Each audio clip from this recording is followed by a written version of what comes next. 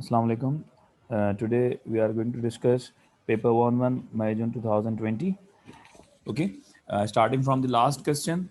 So last question is how to convert the two fractions into single fraction. In my last lecture we have discussed this question as well. हर साल almost ये आता है, 60-70% chances होते हैं इस question के आने के.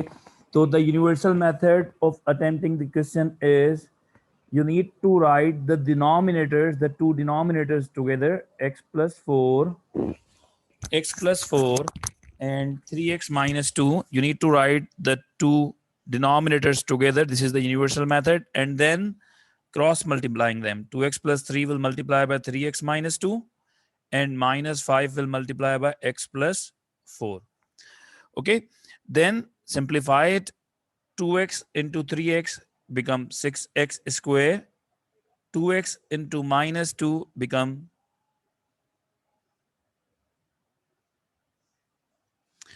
2x into minus 2 become minus 4x. 3 into 3x 9x. 3 into minus 2 minus 6. Minus 5 into x minus 5x. Minus 5 into 4 become minus 20. Denominator as it is रहेंगे x plus 4 or 3x minus 2. Now its answer will be 6x square. Like terms are minus 4x minus 5x minus 9x or plus 9x. Cancel.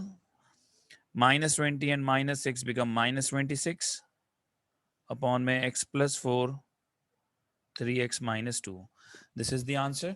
ठीक है, और करके examiner ने नीचे denominator को भी simplify किया हुआ होता है, तो आपकी मर्जी है, आप यहाँ तक भी आंसर दे सकते हैं और करके डिनोमिनेटर को भी सिंप्लीफाई कर सकते हैं. Now this is question number 26. It's of 4 marks. आप सिंप्लीफाई कर लीजिएगा जितना पॉसिबल हो सके, ताकि 4 मार्क का क्वेश्चन है, बहुत ज़्यादा मार्क्स हैं इसके. नॉर्मली 2 से 3 मार्क्स का क्वेश्चन आता है ये, तो आप लोग अपने हिसाब से इसको जितना सिंप्लीफाई कर सकते हैं कर लीजिएगा. ओके, अच्छा जी. Then question number 25. Question number 25, topic vector. O, P and Q are the points that is shown in the diagram. OP is given to you A minus 2B. OQ is given to you 4A plus 4B. They are asking to express PQ in term of A and B. This is PQ. Resultant vector को double arrowhead से represent करेंगे. PQ, the equation for finding out PQ, you need to start the answer from P. By head to tail rule में हम क्या करते हैं, और and करना है Q पे, और इनको head to tail rule join करना है. तो P से स्टार्ट करना है PO प्लस OQ. तो ये आपके पास इक्वेशन बन गई. P से स्टार्ट हुआ, Q पे एंड हुआ, और head to tail rule join हुआ. This is called vector equation. अच्छा जी, अब क्वेश्चन में हमारे पास OP गिवन था. क्वेश्चन में क्या गिवन था हमारे पास? OP गिवन था. What is the difference between OP and PO? अगर हम वेक्टर की डायरेक्शन चेंज करते हैं, OP से PO करते हैं, तो डायरेक्शन जब चेंज होती है वेक्टर की तो वो नेगेटिव वेक्टर कहलाता है. तो साइन माइनस से मल्टीप्लाई हो जाएगा, माइनस A प्लस 2B. जो OP था उसका साइन चेंज कर दोगे तो वो PO में कन्वर्ट हो जाएगा. तो PO will be minus A plus 2B. और OQ है हमारे पास क्वेश्चन में 4A plus 4B. 4A plus 4B. So its answer will be 4A minus A 3A, 4B plus 2B 6B, और करके 3 कॉमन है, 3 कॉमन लिया, A plus 2B. तो हमारे पास ये आंसर हो गया PQ का. बस यही आसान सा सवाल आया था इस साल, तो ठीक है. Then question number 24. इस तरह के क्वेश्चन में आप लोग कंफ्यूज हो जाते हैं, इस तरह के क्वेश्चन में आप लोगों को अटेम्प्ट करने में इशू होता है. अच्छा जी, अब इसका मैं जो की पॉइंट है वो हाईलाइट करूंगा. The diagram shows a cone and a cylinder. एक कॉन है, ये आपके पास कॉनिकल शेप है, कॉन है, और ये आपके पास सिलेंडर है. The cone has a radius 28 centimetre. Cone का जो रेडियस है वो 28 सेंटीमीटर है. And slant height y, cone की जो स्लैंट हाइट है, this is y is the slant height of the cone. The cylinder has radius 15 centimetre. Cylinder का जो रेडियस है वो 15 है. And the height of the cylinder is 42 centimetre. The curve surface area of cone and the cylinder are equal. दोनों का curve surface area जो है वो इक्वल है। सिलेंडर कोन का कर्व सरफेस एरिया होता है, कोन का curve surface area CSA means curve surface area, ये क्वेश्चन में भी गिवन होता है, which is equal to pi r l, where l representing the slant height, l slant height को रिप्रेजेंट करता है जो फाइंड आउट करनी है। और कौन का कर्व सरफेस एरिया होता है, सिलेंडर का कर्व सरफेस एरिया होता है curve surface area of cylinder is equals to 2 pi r माने circumference into height, 2 pi r into h. This is the formula of finding out the curved surface area of the cylinder. तो question में जो key point है इसका वो है curve surface area of cone and the cylinder are equal. अब देखें curve part को डार्क से हाईलाइट भी किया हुआ है, तो ये चीज आपने समझनी है। अच्छा जी, pi r l is equals to 2 pi r into h. दोनों के रेडियस चेंज है, इसलिए मैंने एक को स्मॉल आर से रिप्रेजेंट किया है और सिलेंडर के रेडियस को कैपिटल आर से रिप्रेजेंट किया है। नाउ अगर हम directly it's paper one, no need to put the value of pi, direct single term है लेफ्ट हैंड साइड पे भी और राइट हैंड साइड पे भी, डायरेक्ट पाई से पाई कैंसिल हो गया। Radius of cone is 28, slant height जो है वो y से रिप्रेजेंट हो रही है, स्लैंट हाइट y से रिप्रेजेंट हो रही है, is equal to 2, radius of cylinder is 15, height of cylinder is 42। हमें y फाइंड आउट करना है, 15 टू 30, 30 इंटू 42 अपॉन में 28। अब इनको कैंसिल कर देते हैं, 2 14 जा, 2 15 जा, 14 1 जा, 14 3 जा, so value of y is 15 3 जा 45, the value of y is 45। अगर आपको कोई चीज समझ में ना आए sir explain again. Okay Ali, curved surface area of cone and cylinder are equal. The curved surface area of both the shape are equal. The formula of finding out the curved surface area of cone question में given होता है pi r l, and curved surface area of cylinder is equal to 2 pi r h. They are saying that इन दोनों का जो curved surface area है वो equal है। P1 है उस्मान, P1 है pi r l and 2 pi r h. Okay, pi and pi दोनों तरफ लेफ्ट हैंड साइड और राइट हैंड साइड पे सिंगल टर्म है, तो डायरेक्ट पाई से पाई कैंसिल कर दो। Radius of cone is 28, slant height of cone is y, radius of cylinder is 15, height of cylinder is 42।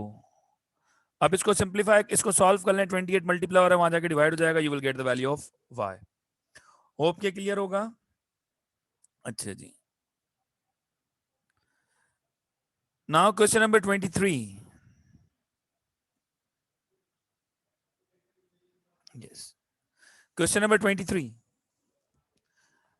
the formula for the nth term of a sequence is 2n cube। formula is given to you, matlab nth term means tn is equals to 2n cube is given to you। find the third term of this sequence। what I told you, what is n is representing the required term। what is n? n is called the required term in the formula। now the required term is 3, so what you need to do, you need to replace n by 3। n की जगह 3 put करेंगे। 3 cube means हमेशा पहले power open होता है and then multiply होता है। 3 cube means 8, 3 cube means 27, 3 3 is 9, 9 3 is 27, 27 2 is 54। so the third term of this pattern is 54। okay, now 4 9 16 25। अब हमारे पास जो पैटर्न गिवन है वो फ्रैक्शन में है, तो मैं न्यूमरेटर का अलग फॉर्मूला बना लेता हूं और डिनोमिनेटर का अलग फॉर्मूला बना लेता हूं। न्यूमरेटर में 4 9 16 25 और डिनोमिनेटर में 3 5 7 9। मुझे इसकी पहले तो नेक्स्ट टर्म मालूम करनी है, तो नेक्स्ट टर्म तो आसान है, उसके बाद फॉर्मूला बना लेंगे। 4, 9, 16, 25. 4 means 2 square, 9 means 3 square, 16 means 4 square, 25 means 5 square. अब 6 स्क्वायर आएगा 36. 3, 5, 7, 2 का डिफरेंस है. 3, 5, 7, 9, देन 11. तो ये हो गई नेक्स्ट टर्म 36 अपॉन 11. अब आपने इसका nth टर्म का फॉर्मूला बनाना है, मैंने इसका फॉर्मूला बनाना है, आपने पैटर्न बनाना है कि इसका फॉर्मूला क्या होगा nth टर्म का, इन टर्म ऑफ n एक्सप्रेशन क्या होगी इसकी. तो यहां देखिए न्यूमरेटर का जब फ्रैक्शन में होगा तो हम न्यूमरेटर का अलग बनाएंगे और डिनोमिनेटर का अलग बनाएंगे. 4 means 2 square, 9 means 3 square, 16 means 4 square, 25 means 5 square. अगर मैं स्क्वायर को फॉर अ व्हाइल इग्नोर कर दूं, अगर मैं कंसीडर ना करूं स्क्वायर, तो ये नंबर क्या है 2, 3, 4, 5. सिंपल. ओके. अगर मैं स्क्वायर को फॉर अ व्हाइल इग्नोर कर दूं तो क्या नंबर है 2, 3, 4, 5. इनमें कितने का डिफरेंस है 1 का. एज आई टोल्ड यू जो भी डिफरेंस होता है वो n का कोफिशिएंट बन जाता है. अगर कॉमन डिफरेंस 2 का होगा तो n का कोफिशिएंट 2 आ जाएगा. अगर कॉमन डिफरेंस 3 का होगा तो n का कोफिशिएंट 3 आ जाएगा. उसके बाद आपने अगर n की जगह 1 पुट किया तो आंसर 2 आना चाहिए. लेट सपोज हम n की जगह 1 पुट करते हैं, 1 1 जा इट विल बी 1. तो ये तो 1 आ रहा है, तो क्या प्लस करूंगे 2 आ जाए, +1. सब पे स्क्वायर था, अब मैं इस पे स्क्वायर लगा दूंगा. अगर फॉर्मूले की हेल्प से करना है तो आप इस तरह से भी कर सकते हैं, a plus n minus 1 into D. जब डिफरेंस कॉमन होता है तो ये फॉर्मूला होता है. a is called the first term of the sequence, a is called the first term of the pattern, d is called the common difference, d is called the common difference. a की जगह आप first term put कर दें 2, और d 2, 3, 4, 5, 1 का difference, 1 का difference, 1 का difference. d की जगह आप डिफरेंस पुट कर दें 1, 2. जब 1 ब्रैकेट से मल्टीप्लाई होगा तो 1n, 1 1 जा 1. सो n 2 में से 1 माइनस किया तो +1. तो ये आपके पास बन गई फॉर्मूला किसकी 2, 3, 4, 5 की. अगर आपके पास सब पे स्क्वायर है तो आप क्या करोगे n+1 होल स्क्वायर कर दोगे. ओके. पहले मैंने स्क्वायर को इग्नोर किया और फॉर्मूला बना लिया, फिर सब पे स्क्वायर था मैंने स्क्वायर लगा दिया. इसी तरह से डिनोमिनेटर में देखें, डिनोमिनेटर में जो डिफरेंस है वो कितने का है 3, 5, 7, 9. अगर मैं इसको फॉर्मूले से करता हूं तो इसकी फर्स्ट टर्म है 3, a is 3. Please repeat that whole question. करता हूं सागर, दोबारा एक बार फिर एक्सप्लेन करता हूं. First term is 3, a is equal to 3, n minus 1. The difference in this pattern is 3, 5, 2 का difference 5, 7, 2 का difference 7, 9, 2 का difference. So d is common difference, this is 2. 3 plus 2n minus 2. So answer will be 3 में से 2 minus किया remaining 1. So tn is equals to 2n plus 1. तो ये आपके पास numerator का फॉर्मूला आ गया. अब डिनोमिनेटर हमारे पास था, डिनोमिनेटर का फॉर्मूला आ गया. न्यूमरेटर हमारे पास था n+1 होल स्क्वायर और डिनोमिनेटर हमारे पास आया 2n+1. तो इसके आपको 3 मार्क्स मिलेंगे. मैं फिर से एक्सप्लेन कर देता हूं. आपके पास फॉर्मूला है 4/3,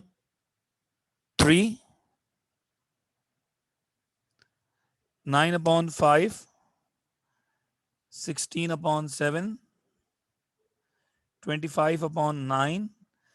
इस पैटर्न का आपको एक्सप्रेशन बनानी है. जब भी फ्रैक्शन में होगा पैटर्न तो आपने न्यूमरेटर की अलग फॉर्मूला बनाना है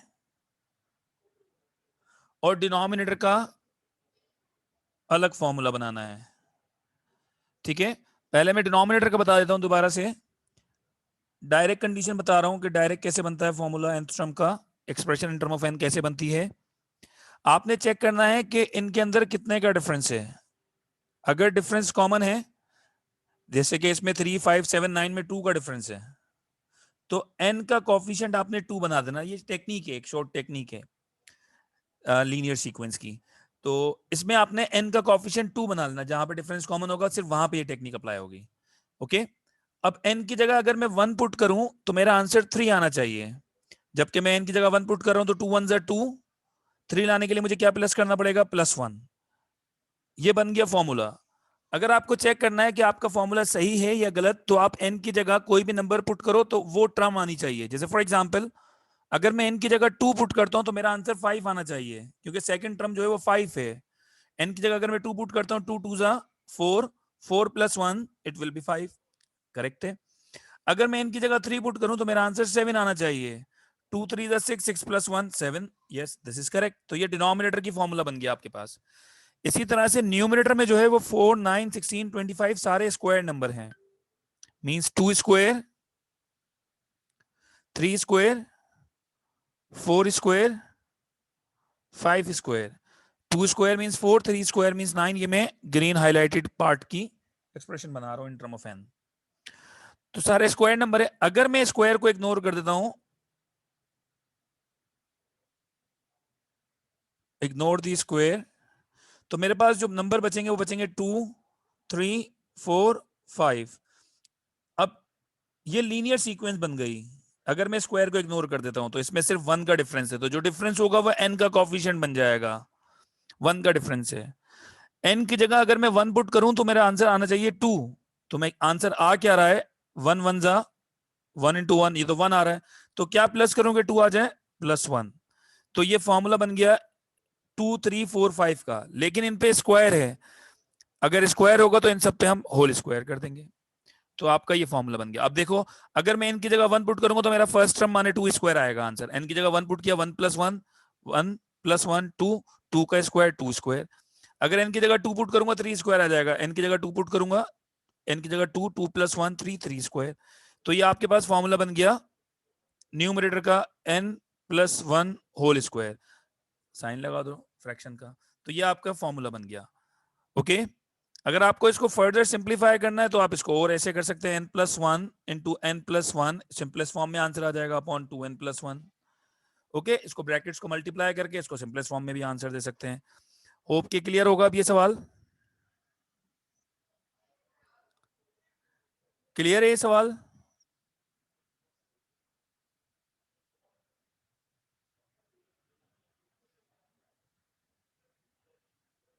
यस। अच्छा जी, measure the bearing B from A. जब वर्ड मेजर होगा तो इट मींस आपने इसको डी से मेजर करना है। ठीक है, bearing B from A, B from A इसका मतलब बी के नॉट से ए तक का एंगल आपने फाइंड आउट करना है। मतलब बी के नॉट से ये एंगल आपने मेजर करना है डी से। ठीक है, तो आप डायरेक्टली ये एंगल तो मेजर नहीं कर सकते, तो आप लोग क्या करोगे, मैं एक टेक्निक बता रहा हूं आपको। स्क्वायर के लिए सिर्फ n2 लिख सकते हैं। नहीं बेटा, उसके अंदर अगर ऐसे होता 1 4 9 16, ये 1 स्क्वायर 2 स्क्वायर 3 स्क्वायर 4 स्क्वायर, तो अब आप n स्क्वायर लिख सकते थे। वो 2 से स्टार्ट था इसलिए n + 1 होल स्क्वायर हुआ था। ठीक है, कंडीशन के हिसाब से करना होता है। अच्छा जी, तो आपने ये जो मैं येलो हाईलाइट कर रहा हूं डी से ये मेजर करना है। आपने ये वाला एंगल मेजर करना है डी से। ठीक है, आपने डी कैसे प्लेस करना है, आपने डी प्लेस करना है,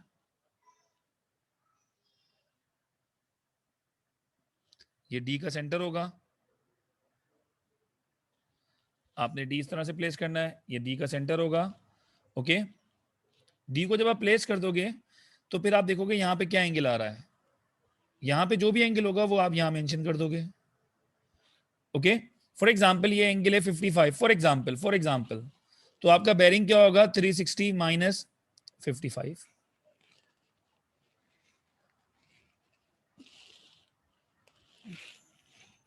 north must be at B, yes.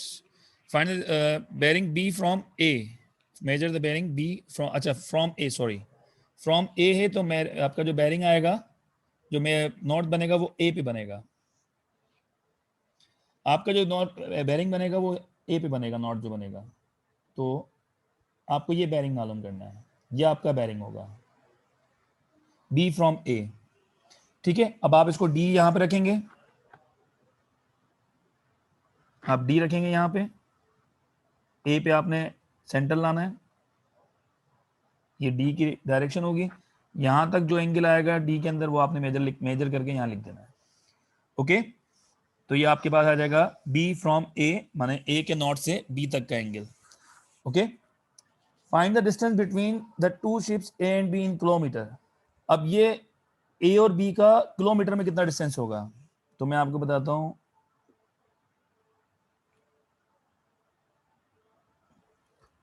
इसका एक्चुअल डिस्टेंस कितना आ रहा है, आपने यहां तो मेंशन नहीं हो रहा है स्केल में।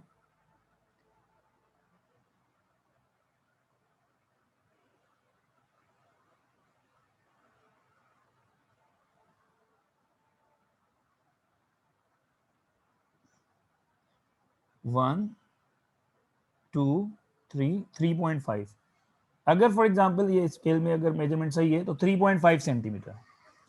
इसका एक्चुअल डिस्टेंस अगर सेंटीमीटर में देखें तो 3.5 सेंटीमीटर है। 2 सेंटीमीटर 2 सेंटीमीटर 1 किलोमीटर को रिप्रेजेंट कर रहा है।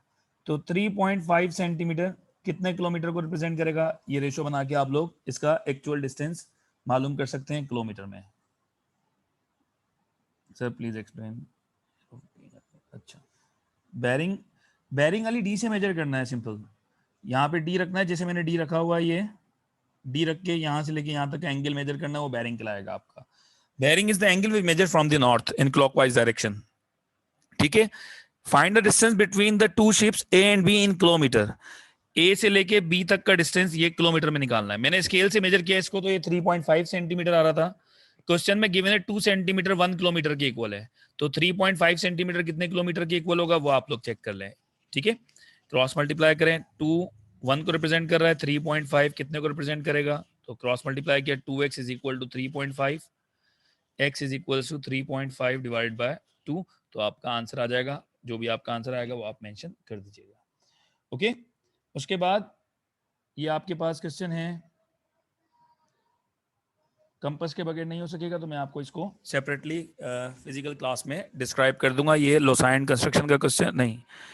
अब x is equidistant from A and B. Equidistant from A and B मतलब आपने लाइन बाइसेक्टर बनाना है। ठीक है, लाइन बाइसेक्टर बनाओगे। बेयरिंग ऑफ, ये मैं आपको फिर एक्सप्लेन कर दूंगा इंडिविजुअली फिजिकल क्लास में। ठीक है, क्यों उसमें आसानी होगी, यहाँ पे थोड़ा सा उसमें मुश्किल होगी। अच्छा जी, one solution of the equation sine m, question number 22, is equal to 0.63. m is equal to 141, correct to the nearest whole number. Find solution when m is equal to greater than 0 or lesser than 90. Give your answer correct to nearest whole number. अच्छा जी, m की value जब m की value 141 है, find the solution when m is equal to 0 और 90। देखो बेटा, अगर साइन 141 इज इक्वल टू 0.63 है, तो साइन थीटा में सेम आंसर कब आता है, जब इनके एंगल का सम 180 हो जाता है। तो साइन 39 डिग्री भी यही आंसर देगा, 0.63। तो m की जो वैल्यू होगी इन बिटवीन 0 और 90 वो होगी 39। इसका फॉर्मूला था फर्दर ट्रिग्नोमेट्री के फर्स्ट सेकंड एक्सरसाइज में, sine theta is equal to sine 180 minus theta. Sine theta is equal to sine 180 minus theta, ये इसका फॉर्मूला है। मींस अगर साइन के एंगल का सम, जैसे अगर 20 है तो 180 माइनस 20 160। अगर साइन के एंगल का सम 180 हो जाए तो they will give the same answer. तो साइन अगर 141 पे m की जगह अगर 141 है तो 0.63 है, तो सेम आंसर 0 और 90 के दरमियान में कब आएगा, 180 में से 141 माइनस करो, साइन 39 पे। साइन 141 और साइन 39 पे सेम आंसर आएगा। ओके, तो ये भी क्वेश्चन अक्सर आता है, ज्यादा नहीं आता लेकिन आता है। अच्छा जी, अब आ गया क्वेश्चन नंबर 20, जो हर साल आने वाला क्वेश्चन है वेरिएशन का। y is inversely proportional to square root of x. y is inversely proportional to square root of x. तो ये हमारे पास proportion बन गई। You need to remove the sign of proportion by equal sign. When you remove the sign of proportion, you need to put constant of proportionality, which is k upon radical x. ये आपकी equation बन गई। The first step is to find the value of k. ये बात ध्यान में रखना, आपका जो पहला स्टेप होगा वो होगा k की वैल्यू फाइंड आउट करना। k की वैल्यू कैसे फाइंड आउट होगी, जब आपको x और y दोनों गिवन होंगे। k की वैल्यू कैसे फाइंड आउट होगी, जब आपको x और y दोनों गिवन होंगे, मतलब x4 और y3। इनमें से अभी आप कुछ भी नहीं ले सकते, 9c और d 0.6 ये नहीं ले सकते। You need to find the value of k first. You need to find the value of k first. k की वैल्यू कैसे फाइंड आउट होगी, कांस्टेंट की वैल्यू कैसे फाइंड आउट होगी, जब x और y दोनों गिवन होगा. ये बात जहन में रखिएगा. y की जगह 3 पुट कर दिया, x की जगह 4 पुट कर दिया. 2 the value of k is 6. Okay, k की वैल्यू आ गई. तो अब हमारी इक्वेशन बन गई, y is equals to 6 upon radical x. तो ये हमारी इक्वेशन बन चुकी है अब, connecting x and y. Okay, this is the equation in term of x and y. ठीक है, ये ही पहला स्टेप होगा जब भी वेरिएशन आप अटेम्प्ट करोगे. The first step is to find out the value of constant. अब सेकंड पार्ट में x की जगह 9 पुट करें और y की जगह c पुट करें. x की जगह 9 और y की जगह c. x की जगह 9, तो 6 अपॉन रेडिकल 9 मीन्स 3. 3 1 जा 3 2 जा. c की वैल्यू आ गई 2. c की वैल्यू आ गई आपके पास 2.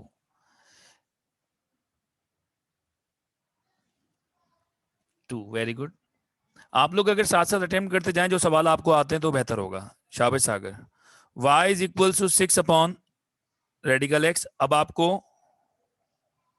d x की जगह पुट करना है और y की जगह 0.6.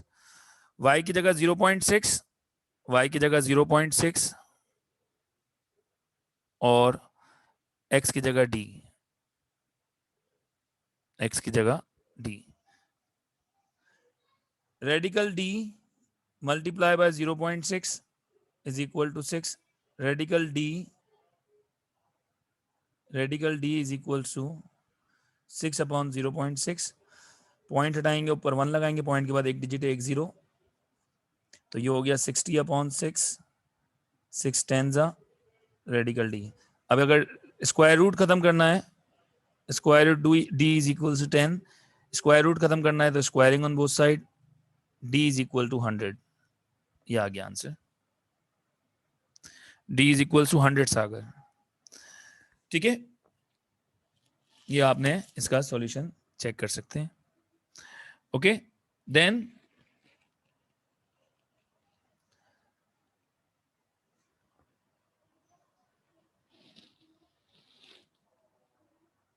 अच्छा जी, क्वेश्चन नंबर 19 मैट्रिक्स.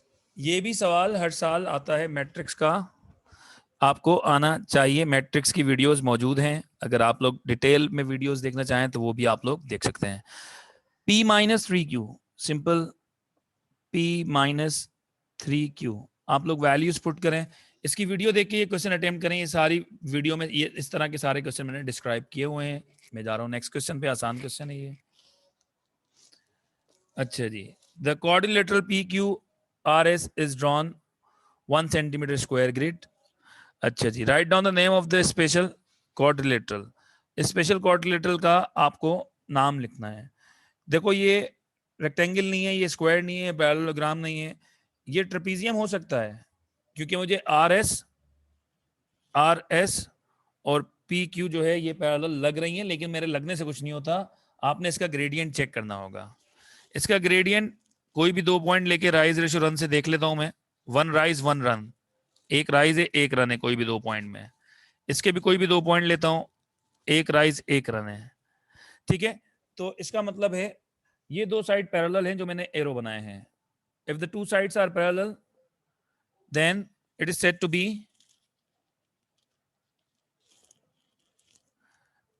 स्क्रीनशॉट ले लें आप लोग.